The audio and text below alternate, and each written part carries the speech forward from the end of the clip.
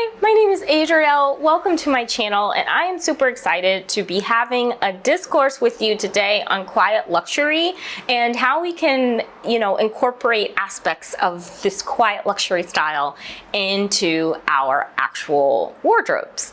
But the thing is, I have been a little bit reticent, I must be frank, to have this conversation because I really think a lot of the discourse kind of surrounding this discussion is all over the place. And so I wanted to take a moment and some time to really clearly formulate some thoughts in order for us to really have a thoughtful discussion on this topic.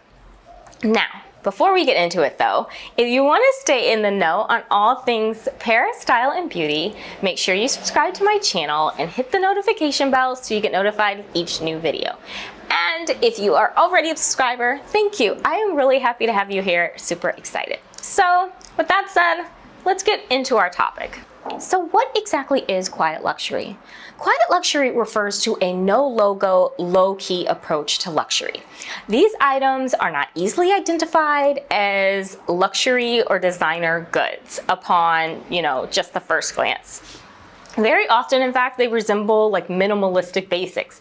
But for those who know and those who are exposed to it and used to seeing this, they know that these quote unquote basics come with a high price and absolutely exceptional quality. Now, the concept of quiet luxury though, it's existed forever, right?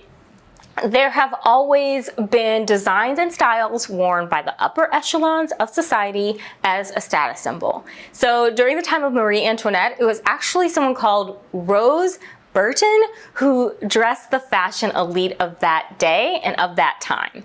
However, today it's the fashion houses of Brunello, Cuccinelli and Loro, Piana that have entered kind of our cultural discourse, okay? So in today's video, what I really want to get into is separating the term quiet luxury from the fashion and how we can incorporate the fashion into our own personal style. So let's talk about what I mean when I say separating the term quiet luxury from fashion. So a few months ago, I was in London with a friend and she was asking me, my thoughts on the current discourse of quiet luxury. And I explained to her that I kind of thought we had this discourse all wrong and that this whole discussion was completely wrong.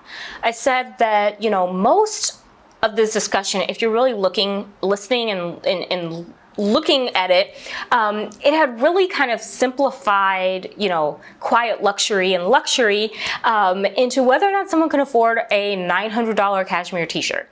However, that to me is not what this is about. Quiet luxury and the concept of luxury, it's not about a fashion aesthetic. In reality, to me, the term quiet luxury refers to somebody who has real luxury, who has real wealth. And with real wealth is something, it means that you have like complete financial freedom. So for example, if you get sick and you need to get treatment, you can go get treatment anywhere in the world for as long as you need it until either you get healed or you pass away. It means that you can get on a plane and go anywhere you want to in the world at a moment's notice. I explained to her that that is what real luxury is. Real luxury is extreme wealth. After I said that, she paused and she said, I don't think I will ever have that. And here's the thing, most of us will never have that because real wealth, that extreme wealth, that has been passed down from generations to generations, okay? It is the type of wealth where the origins are simply from those not so great moments of history. It is the type of wealth that has come from things like genocide and trafficking and wars and other things that just aren't great. That's why for me, I don't romanticize this type of wealth, and I don't think that we should romanticize it either. Let me be clear. I'm not saying that there's anything wrong with wanting to embrace minimalistic fashion, to be able to wear all white, shoot, to even be able to afford a $900 cashmere t-shirt. Nothing is wrong with that. The thing is let's just separate that, our interest in that type of fashion, from a type of wealth that frankly isn't quiet and was not earned quietly, and nothing about how it's maintained is really quiet. So with that said, let's move into the second part of our discussion, which is how we can incorporate this no logo, low key approach to fashion and style into our own personal style.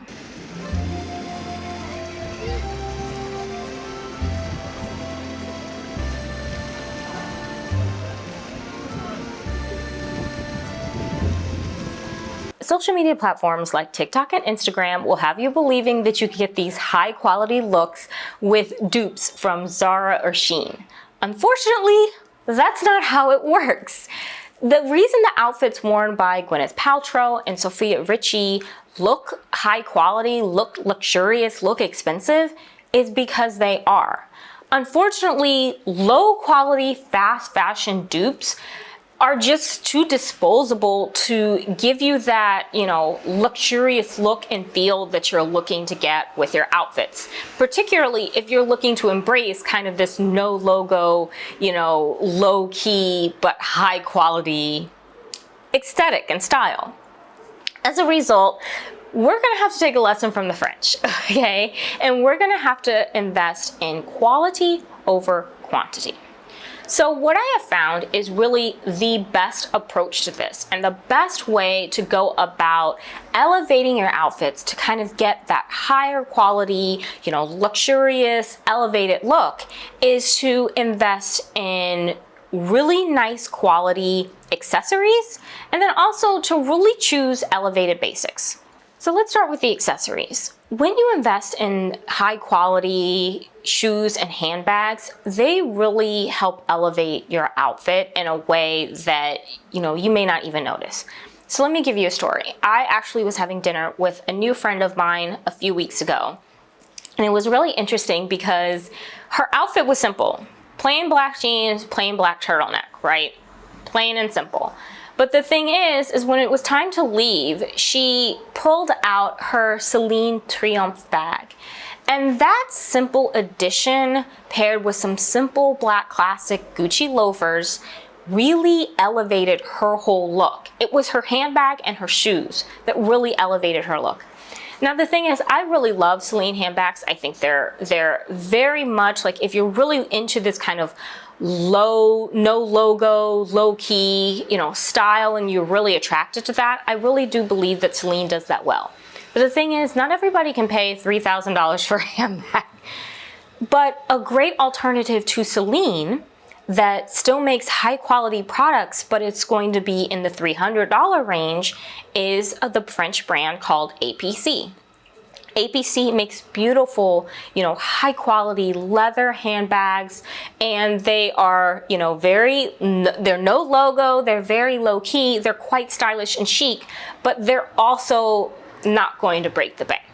This is what I mean about, investing in kind of this higher quality accessory in lieu of, something else, something from H&M or Zara or whatnot. Another way to really add a touch of luxury to your outfit, to really elevate it and give it a more luxurious look, as I mentioned, is with your shoes. So let's take, for example, my friend. As I mentioned, I said that she had on a simple pair of black Gucci loafers. I know, however, that for everyone, Gucci loafers may not be available. But investing in a really high quality loafer, something that's leather, something that's black, a simple style, that's going to work really nicely and help elevate your outfit. So one brand that I really appreciate is Church's.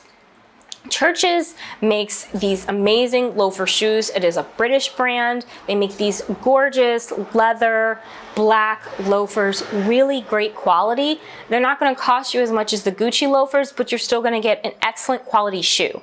And that is going to be very much low key, no logo, but since it's a good quality shoe, since it's a high quality shoe, you're going to see that it elevates your outfit and it makes the whole outfit look a little bit more expensive.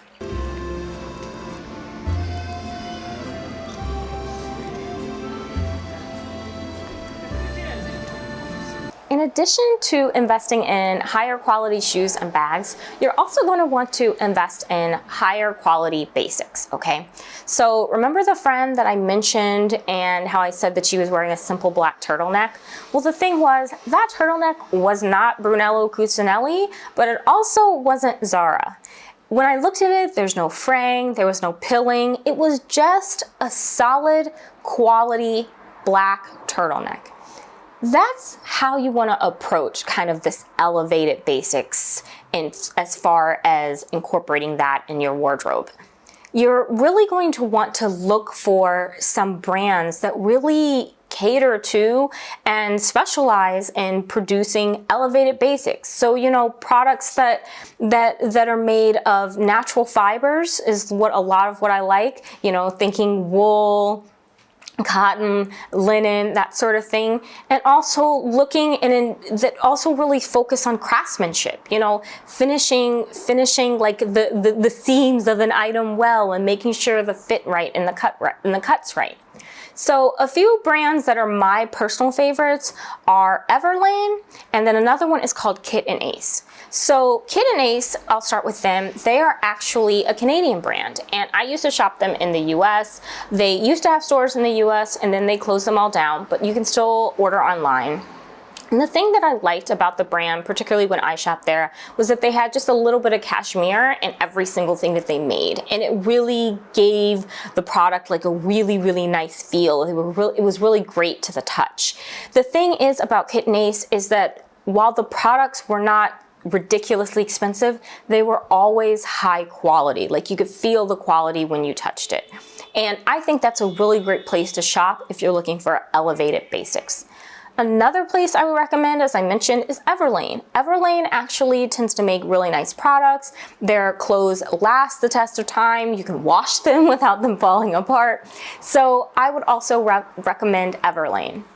Now I want to note that with anything, with any brand, you always have hits or misses with the brands, so keep that in mind. But I have found that overall with the quality, Everlane pieces really do stand the test of time, and my Kit and Ace pieces have definitely stood the test of time. Those pieces are some of my absolute favorite in my wardrobe, and all of them are very basic, simple pieces. Also, the store brands of most department stores have very nice quality basics, as well as brands like J.Crew and Taylor, Banana Republic. Those specialize in making higher quality basics. I can tell you from personal experience that if you pair a solid quality basic with some nice quality shoes and a nice quality handbag, it will instantly elevate your outfit and will look so much better than the $20 fast fashion dupe of Brunello Cuccinelli. I personally will never forget once I was at a law firm event and I had these gigantic, you know, Kate Spade earrings, and they were made to look like giant diamonds. They weren't real at all. But because my outfits always consisted of these really quality basics, I was very put together, my styling was always really quite nice, people assumed that those diamonds were real. Those diamonds weren't real. If those diamonds were real, they would have cost me like $30,000. But the thing is, people assumed that I was spending a lot of money on my clothes and whatever else because my basics were of high quality, because my handbags and my shoes were always of nice quality. And so as a result, it really elevated my outfit without my having to try too much.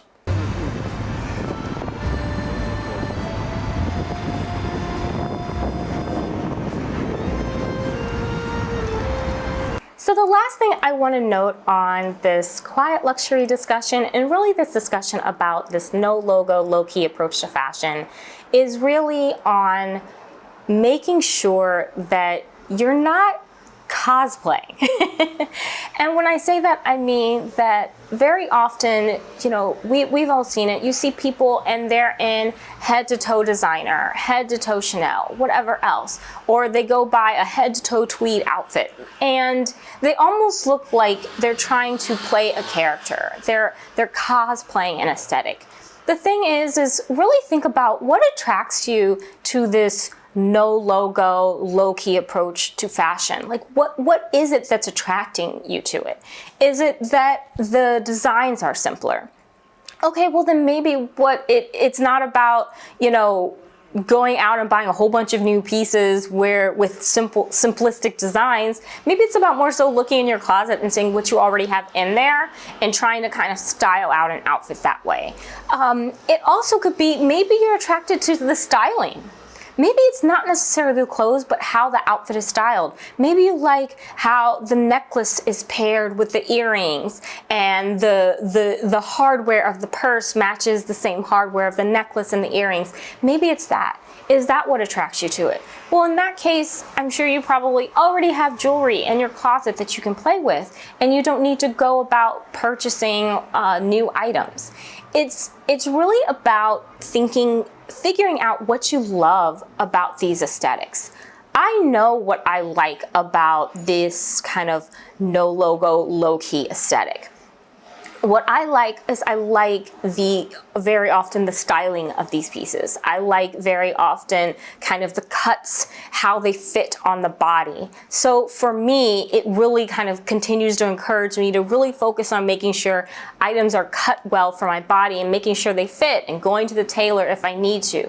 That for me is kind of how I think about it. But that's what's working for me, and that's what I like about it. I don't necessarily need to be the person who is, paying for Brunello Cuccinelli or wearing the cashmere tee. I'm perfectly fine with wearing something that just looks a bit higher quality and rolling that in with maybe something that is more expensive. I like to mix a lot of high and a lot of low. So that's another way that it incorporates into my style.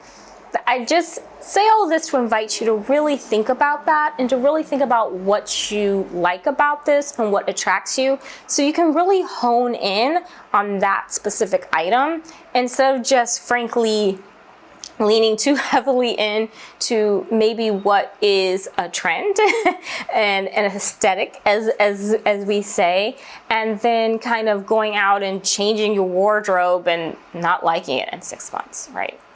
And I think that's one of the ways that we have to think about fashion in general, quality over quantity.